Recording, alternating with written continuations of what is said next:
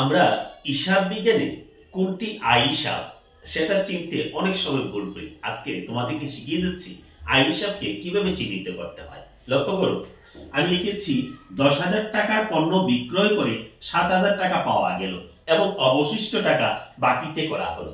তার মানে তুমি বিক্রয় করেছো 10,000 টাকা আর টাকা পেয়েছো 7,000 টাকা, আর বাকি যে 3,000 টাকা আছে সেটা পরবর্তীতে তুমি পাবে।